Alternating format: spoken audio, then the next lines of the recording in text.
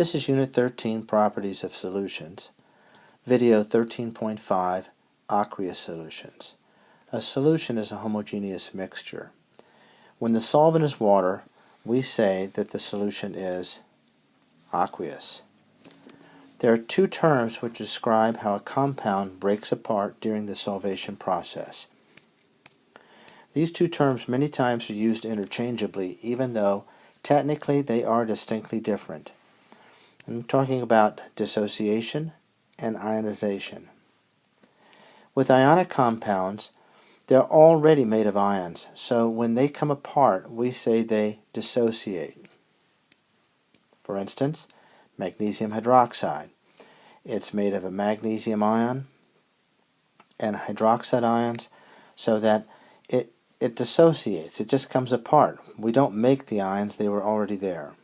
On the other hand, a molecule is not made of ions, so when a molecule comes apart, it's turned into ions. Therefore, we use the word ionize to describe this action. All acids are molecules, but when you put them in water, they come apart to produce ions. Therefore, they ionize. A solution that conducts electricity is called an electrolyte. All soluble ionic compounds are in fact electrolytes. If it's ionic and it dissolves, that means it's going to come apart into positive and negative ions that can carry an electric charge. On the other hand, very few molecules are in fact electrolytes. Most molecules, even the ones that dissolve, still don't dissociate.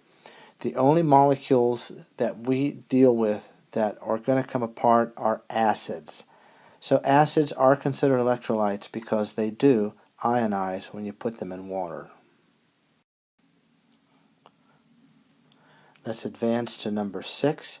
Many compounds will in fact dissolve in water, but they don't dissociate, or they don't ionize rather, and these would be called non-electrolytes. For instance, sugar, sucrose, highly soluble, but it doesn't ionize, therefore it will not conduct electricity, and we would call this a non-electrolyte. We've talked about this in the past, so let's revisit this idea. If something comes apart 100%, we call it a strong electrolyte. If it's an ionic compound that's soluble, it in fact is a strong electrolyte.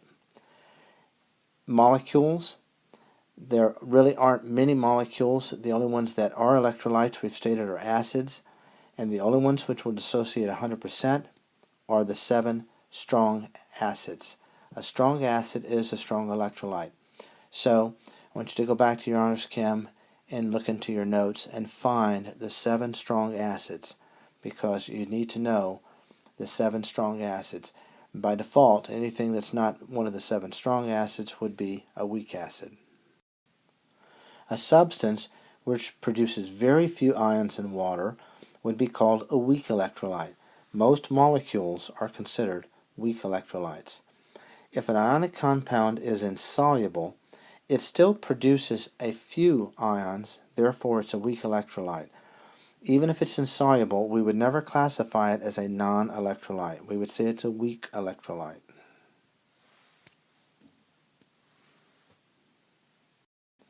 I want to take this opportunity to introduce a new term, alcohol. Back when we were talking about hydrocarbons, this is something that we wanted to get to, just didn't have the time, so let's do it now. Alcohol is a hydrocarbon that has a hydroxyl group, an OH attached. And here are 3 examples. Methanol would be methyl alcohol. In other words, if you have methane with an OH attached, it's called methanol. If you have propane with an OH attached, we would call it propanol or propyl alcohol.